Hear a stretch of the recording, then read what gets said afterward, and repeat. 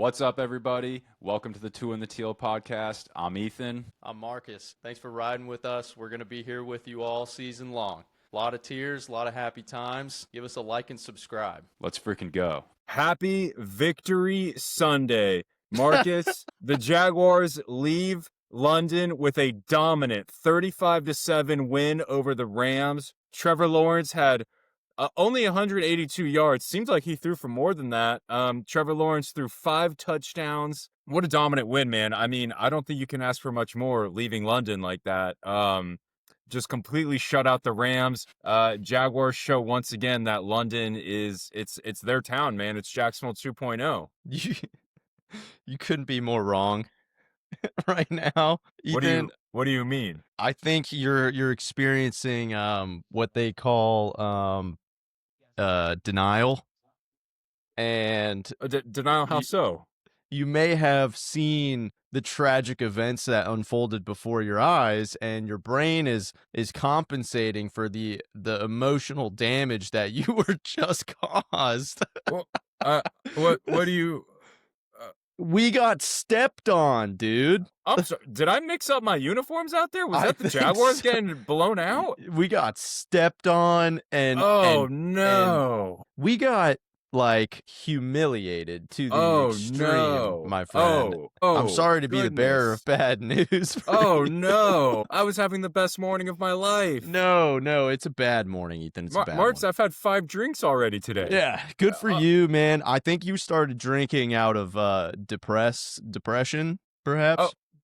You know what? Did I do the thing where I started and then after a few, I just start to see the world in my own lens? Is that what happened? I think that's what happened, Ethan. Oh, shoot. That changes my takes entirely.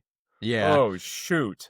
You know, Uh-oh. because what I was going to say, Marcus, is that, man, the Rams really need to take a look at their entire offensive line. The Rams, I was going to say, it might be time for Matt Stafford to retire. He doesn't have it anymore, man. I was going to say, there's a guy on the Rams, number 11. I think his last name is Washington. He came to play today. He sure did. That number 11, Parker Washington, he came to play today.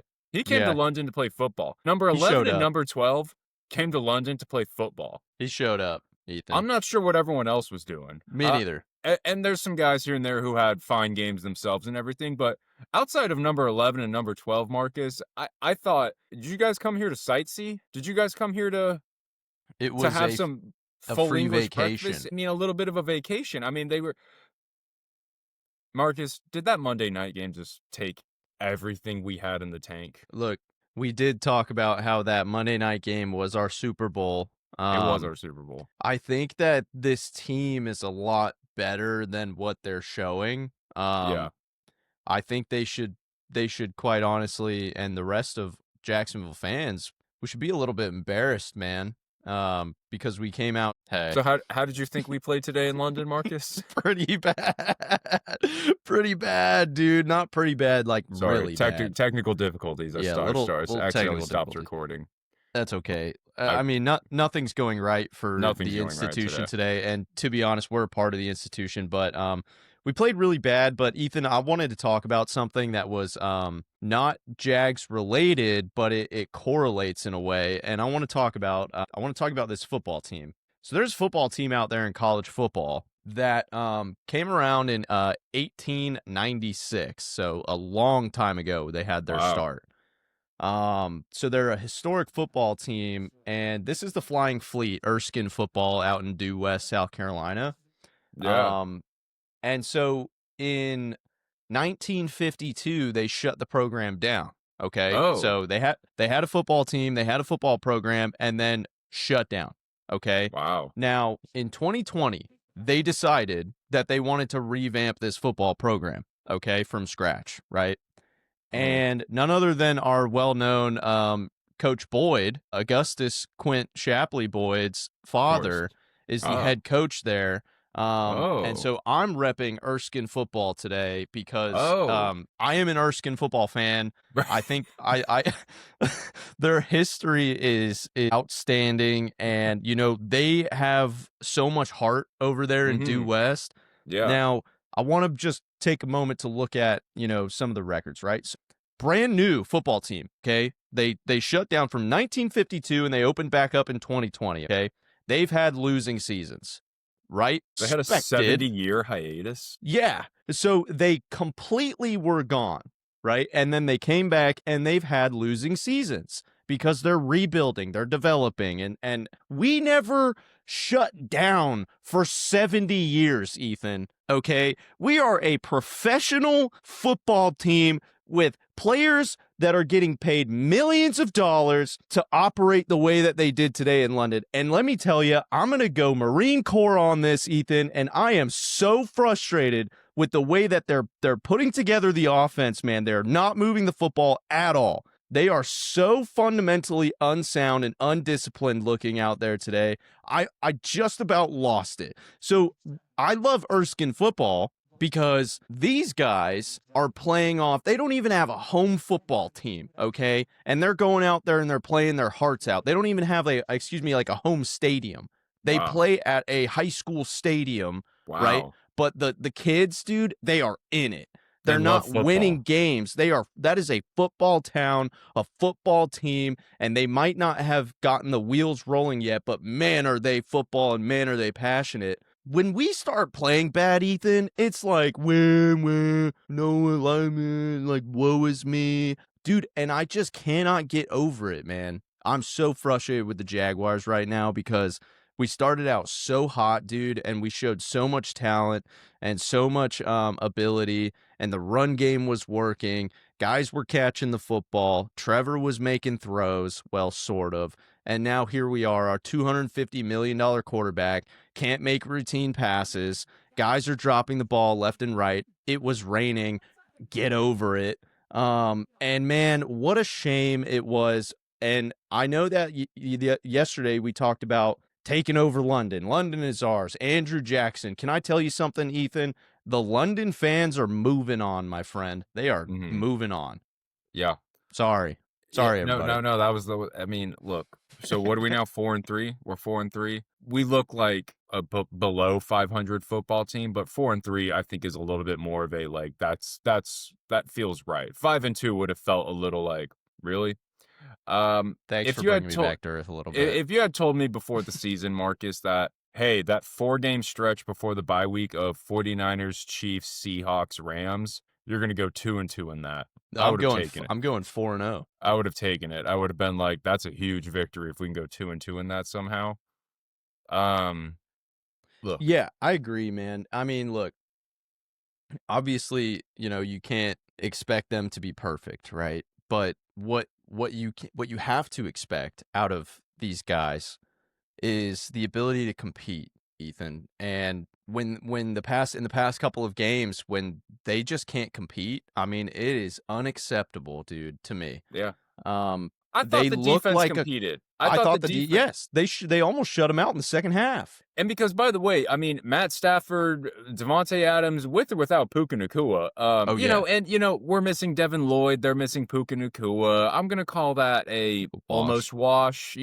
Puka's probably a better receiver than Devin Lloyd is linebacker. But as far as how well they're playing right now, they're both at the tip of their spear at this point in time. So let's call it a wash there. So this was both missing a high-end starter, units going at each other. We know Matt Stafford is going to get his. Matt Stafford is going to put up 21 plus.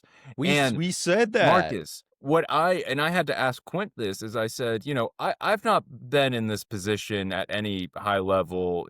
Like, when you are keeping your team in the game, 21-0 is keeping you in the game. 21-0, like, through the third quarter is keeping you in this football game. Absolutely. How long can you go just watching your offense 3 and out, not making it on fourth down, getting into the red zone and not converting? Cam Little misses his 50-yard kick, and then now we're not trusting Cam Little anymore. Just fundamentally not being sound in so many ways on the offense. At what point, like, so 35-7, I'm going to chalk it up as like a 21-0 game because that's what it was for the most part. That's just when the floodgates opened. It was like, okay, I mean, this is just give them what they want at that point. Yeah, Pull the so starters. so it Like, was a dominant win by the Rams. Man, the Rams looked good. The Rams were missing their starting right tackle. I mean, it's inexcusable the lack of so basically what I want to say is that I thought the defense, I was like, I don't think the defense is our problem. I think the no. turnovers were hiding some inefficiencies, perhaps. Yeah, for I sure. think, to be fair to this team and I think the coaching staff is good. Yeah. They are still figuring out these are not our players. We did not draft these guys. We did not pay these guys. They're still navigating that a little bit. The offense, Marcus, Ryan Clark, who I don't usually love, but to his credit, he's LSU Super Bowl champion on the Steelers. He's on ESPN. He tweeted, "Did the Jags receiver sign a pact that we're not catching anything over the middle?" And Dude, so I know. but Trevor's not hitting them in the bucket. He's having them reach up for every football over the middle. So then there's worried about what's going to be happening next. And it's just that, like, Trevor has not taken that next step. Trevor was under a lot of pressure today.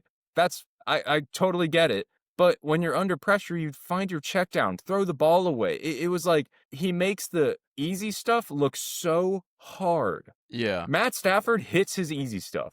He Yeah, he hits his does. 5 yards. He hits his checkdowns. He hits this stuff. And I know Matt Stafford has a lot more experience, but this looks like JV versus varsity today as far Oh, as the yeah, offensive man. units that were on the field. I I mean, think they the looked Jags like a defense can hang with college anybody. team. The Jags Yeah. defense can hang with Yeah. anybody. I agree. And look, Devontae Adams is going to win one-on-ones when you put him out there one-on-one. That wasn't course. the problem today. The No. problem today was uh, Parker Washington's punt return touchdown. You want to call that a weak block in the back, fine, but that's a coach that don't touch his back. The Cam Little missed field goal, the punt return touchdown. It was just thing after thing. And then, like, oh my gosh, what was it? It was another one where it was like penalty, bring it back. And it's the offense. I think it's just still too much new coaches, new offensive line. De'Ami Brown and Travis Hunter are new. Hunter Long and Johnny Munt are new. The only constants are the two tackles, Trevor and BTJ. Yeah. I personally think that we can't get the ball moving to save our lives right now. This has been 2 weeks, right? The issue comes down to, we know that Parker Washington drop later on in the game, that crossing route. It was a good pass. He should have caught that. But, I mean, we saw on third down, Trevor had a pass. Down, catch after catch. He's fantastic. I've got no problems with him, right? But he came to play football. He came to play. Third down, wide open tight end. Trevor sails it into the sideline a million miles over his head. And that's a routine thing that gets the offense moving for an easy first down. You know what I'm saying? And so we're missing out on opportunities to build our confidence and advance the ball down the field because our $250 million quarterback is not making all of the routine throws. And that is a huge, huge, huge problem. Don't get me wrong. The drops are big, right? Yes. They are big issue with us right now. We have no confidence between the connections on wide receiver and quarterback, like, whatsoever. You want to talk about that big BTJ pass where he had to climb a million miles in the air to go and get it when he was wide open, by the way. You got to just hit him in the vicinity, man. Put him in an opportunity to be successful, dude. De'Ami Brown had like a 40-yard catch, I think, but it was like Trevor threw it behind him, so he had to make an adjustment. And he fell on his own right leg, and now his right leg is a little bit tweaked. And if he just hit him a little more in stride, I mean, he had green grass in front of him. And this is what it's almost like we've talked about this before. Yeah. Trevor does not have the intentionality with the football. He does not have touch. He is just firing these things at his guys because in college, he could just fire it at Hunter Renfrow, T. Higgins, and these guys are going to make a play against the Citadel, right? Like, he's used to just beating up on all these bad teams in college. So you watch you watch a Brock Purdy who at Iowa played all 4 years at Iowa, did not have the best roster on the football field, was oftentimes outmatched by the opposing defense, had to learn how to overcome my players are not as good as yours. Whereas Trevor just got to beat up on all these bad teams. And then, by the way, he won his national championship as a freshman. The next 2 years, comes across a really good LSU team, looks like JV varsity. The next year, goes up against Justin Fields in Ohio State, can't make anything happen. And you just see, like, when he is up against superior competition, that Chiefs game, you almost have to remove that. That's the outlier. Yeah, That's not Trevor Lawrence. That was Trevor Lawrence as an outlier. And by the way, he tried to lose it. He sure certainly did. tried his hardest to lose that game. He sure did. I mean, that game should have been won a lot easier. I mean, if it wasn't with him, if we had a guy like, let's say, Baker Mayfield in there, that game would have been a lock. I mean, Yeah. seriously. Now, where's your patience level at with he's still like 26 years old? A lot of these None. guys don't catch their stride until they're about 30 years old. Are we going to be I have one of no those ones patience. where he's going to catch his stride in a couple years on a different team? Maybe. I don't care. I'm ready. I'm ready to have somebody, a mesh kind of guy over there handling the football. And I don't think that we have the patience to go through with this anymore, man, because I mean, how many seasons has he played with us? How many opportunities have we had? So this is You his know, 5th or 6th year. It's yeah. his 5th year. And we've seen he those, hasn't gotten better. well, we've seen those flashes, man. Like, it's almost like at the beginning of in the a blue game, moon. and I think you're going to agree with me on this. At the beginning of the game, my God, does he look scared back there? I mean, Oh, when yeah. when he's sitting in the pocket, he does not look comfortable. When the game is decided in the fourth quarter and we are 100% going to lose and there's nothing left on the line, I mean, he starts throwing rocks, dude. He's throwing dimes to people. And I'm like, I need that all 4 quarters, man. Right. And I got to clear something up for you and for everybody else that might watch this video, maybe nobody. I am not mad that the Jacksonville Jaguars lost today, Ethan. I am mad that the Jacksonville Jaguars didn't compete. At the beginning of this podcast, when we were talking about the upcoming season, I said, I don't care if they lose. I want to see them compete. And I want to see them hang in there game after game, make good improvements, move in the right direction. We went up to 4 wins, Ethan. We just took a million leaps backwards. We have so much ground to cover and so much more to prove now. At the quarterback level, at the wide receiver level, at the running back level. I mean, we've got nothing. The defense, keep playing hard, man. But Yeah.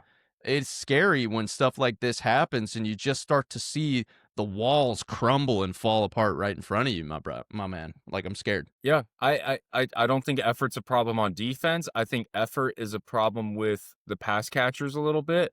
I don't think effort's a problem with the offensive line because I just don't think you have a choice to not have effort as an offensive Yeah. lineman. I just think the Rams have Jared Verse, Byron Young, and Braden Fisk, and they just were outmatched a little bit there. It's when Trevor's then scrambling a little bit, looking for somebody. I'm like, is nobody looking back going like, hey, Trevor, let me bail you out here? But this is where Quint has talked about this. He's like, I don't know if he trains in the offseason. I don't know if he's trying to get better in the offseason or if he's just coming out and like he has no rhythm or chemistry with any of his receivers. Yeah. The most chemistry he has is throwing like prayer balls and Travis Hunter bailing him out and BTJ occasionally bailing him out. And then like Parker Washington's trying his arse off. Yeah. And then these tight ends without Brenton Strange, they're fine guys. They're fine backup tight ends. I thought Johnny Munt, who cares? A Johnny Munt drop pass isn't the reason we lost the game. It's like, Marcus, somebody I listened to brought this up recently. He said, I think Trevor Lawrence, tries hard and loves football and everything. Like, I don't think that's the problem. He just goes, I just don't know how good he is. And another thing about Trevor is Troy Aikman, Mahomes, Brady, those guys would get on your butt. They were barkers and screamers. Peyton Manning tells a story of he had an offensive lineman false start, and at the end of the game where they were getting in victory formation, he told that offensive lineman, get out of the huddle. You're not messing up this, get out. Yeah. Trevor, he's not wired to bark and scream and take it to that next level of accountability. Trevor's a go with the flow guy. And Yeah. it feels like Jacksonville, Florida is a very chill beach town, go with the flow. Uh, Doug Peterson was very chill, go with the flow. I think Liam Cohen needs to kind of put a fire under his ass and say, "Hey, Trevor, just so we're clear, you're fighting for your job right now, and like we'll move off from you. You Yeah. do not have a future guaranteed here in Jacksonville." I mean, I would like to trade him now if we could, if it was possible to Who do would it. trade for him? Who would trade for that I contract? I know. don't think I anybody don't would know. take him. I know the Browns need a quarterback. I don't think the Browns would take him that No. contract. I don't think they can afford it. They're already paying No. Deshaun Watson. You look Yeah. at, do the Rams need a Matt Stafford successor? I don't think they're going to take that contract. You could send him over to the Jets, but like, for what? And I mean, I don't know. I don't know what you'd even get out of him. I don't know who would want him. You maybe send him to the 49ers, the Vikings. Like, I don't know. I And don't know either, man. And like it's almost like there's a chance that, you know, he goes somewhere else and then he realizes like, "Oh, my job isn't solidified." And then he starts working his ass off and he starts playing really well football, but that's not happening here, man. It's no, not happening in Jacksonville. The cohesion in our offense, it has never been solidified. Like yeah, you look at the Bills. They have their off games, boom, they bounce right back, right? And their offense is always elite. You can never count that team out on no, offense. never. You can count the Jacksonville Jaguars Oh out yeah, on you can go ahead offense and right count us now. out. Yeah, You know count us what I out. mean? Yeah, And so now we're just stuck in that position of, okay, let me climb the fence again. Let me build the barrier back up and show everybody that we are good. And now everybody else on the team is starting to have that mindset of, oh no, maybe we are frauds. You know what yeah, I mean? That we've been, how long have we been Jags fans? Forever. We've seen this time and time again, Ethan, and it's the same sad story. Let me play you a sad song on my small violin story right. that we've seen years and years and years and years go on. And you know why we've won 4 games, Ethan? Because the defense has bailed us out. Yeah. And Yeah. when the defense isn't causing turnovers, which is a normal thing, by the way, you're supposed to step up on offense and go win games when they hold them to 21 points. Right. I mean, Marcus, where I'm starting to get worried is I'm like, you could have put Penei Sewell, Quentin Nelson, Tyler Booker, Creed Humphrey at center. I feel like Trevor could have that, and I don't think he'd get it done. Like Yeah. they'll talk about, well, his protection, and I go, no, I hear you, and he plays better with some protection. But I'm like, I'm like, he gets back there. I told Natalie, I go, he looks panicked no matter Yeah. what. He gets panicky. And then other side of the coin, you look at Matt Stafford, another number 1 overall pick, in such control of his offense. Sound, cool, calm, collected, delivering it. He hit 9 different receivers today. I don't think Trevor hit 4. A Like, real captain, dude. I mean, and guess what? Matt Stafford was up 21 points, and he got on the sideline and he looked at his tablet and he saw the plate and he looked angry. Yeah. Because He's a competitor. because he has standards, and I don't think Trevor has those standards. And again, I'm like, I think you could give him AJ Brown, CeeDee Lamb, Sam Laporta and George Kittle and Creed Humphrey and Penei Sewell and Lane Johnson, and I don't think he's gonna have it in him, and I don't think he has that fire to be great. He doesn't. Like it. He said it before the draft.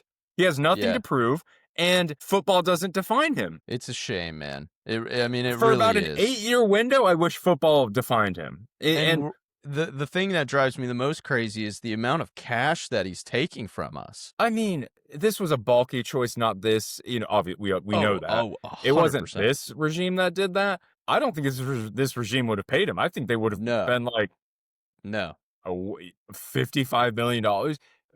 And the idea was that, like, oh, in a few years though, this is going to look like a good contract because the other quarterback's going to get paid so much. This looks like a terrible contract. It looks like a terrible I deal. think in 4 years it's going to look like a terrible contract. I Marcus, agree. Right now on this team, if I told you, hey, this year we've got 55 million up in budget, we have 2 guys left to pay, Trevor Lawrence and Parker Washington, I would be like, give Parker Washington the money. Give him the money.